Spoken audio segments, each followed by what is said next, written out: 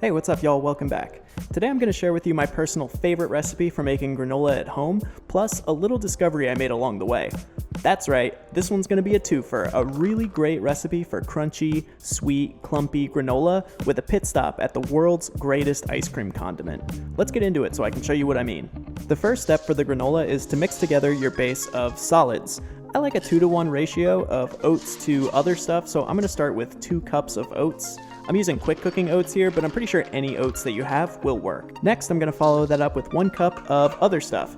For me today, that's going to be half a cup of slivered almonds and half a cup of pepitas or pumpkin seeds. I bought these ones already hulled, roasted, and salted. Then I'll add just a small pinch of kosher salt to this. I'd add more, but the pepitas are already salted. Then I'll set that aside and work on part 2 of my granola, the wet mix.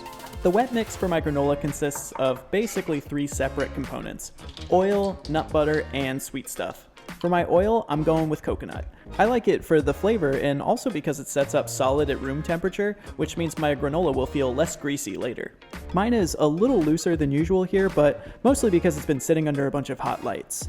It's also unrefined, but you can use refined oil if you want less coconut flavor. I'm going with 6 tablespoons of it. Next is the nut butter, which in my case is going to be creamy peanut butter. I'm doing 4 tablespoons of that. I don't like to add much more than this because I find that after baking it can lead to a slightly burnt flavor, plus it will also throw things out of proportion for the other plans I have. Next up, we have the sweet stuff, and I have a couple things I'm going to add for that. First is going to be 4 tablespoons of maple syrup. The sweet stuff is important for flavor obviously, but the sugar is also what's going to help the granola clump up and give it that crunchy, sticky texture. Maple syrup tastes great and is pretty good at this, but what's even better at it is honey, so I'll add a couple tablespoons of that as well. I've put that all in a Pyrex measuring cup so that now I can throw it in the microwave to melt it all together.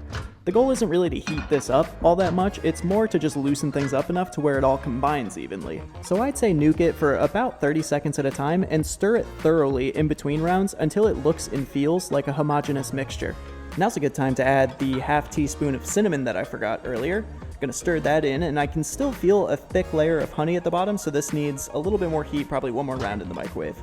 After 1 more quick blast, this is looking and feeling good.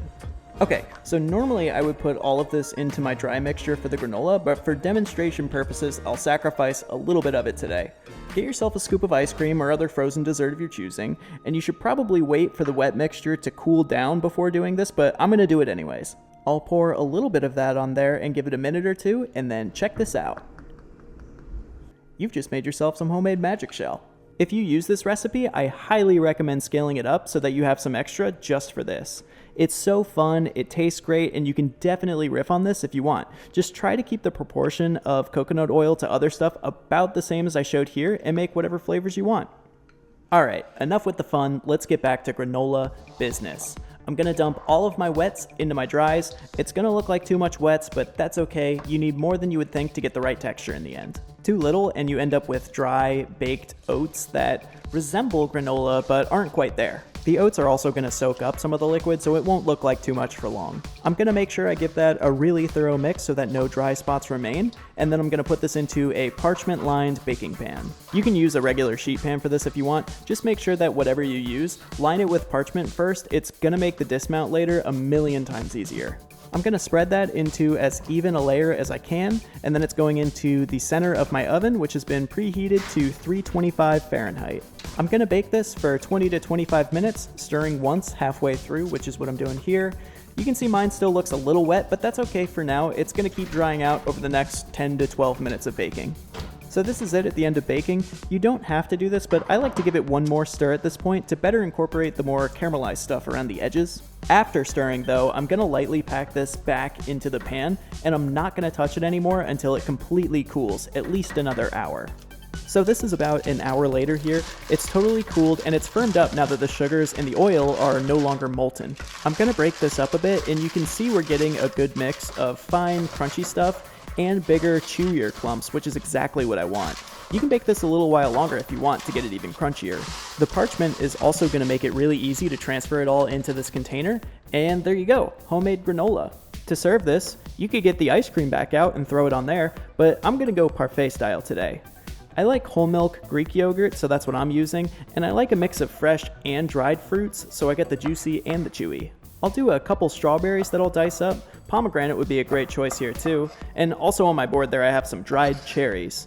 Make sure you add enough granola so that you can get some in every bite, and then the same goes for the fruit. Lastly, I like to finish this off with a good squeeze of extra honey. And that's it. That's my favorite way to eat homemade granola. Breakfast of champions, I'd say, but it also makes for an actually pretty satisfying dessert. That feels a little insane to say, like a disappointing, no, we have dessert at home type answer, but I really think it does work pretty well. Anyways, eat it whatever time of day you want, and if you do find yourself making this recipe, let me know how it goes. Thanks.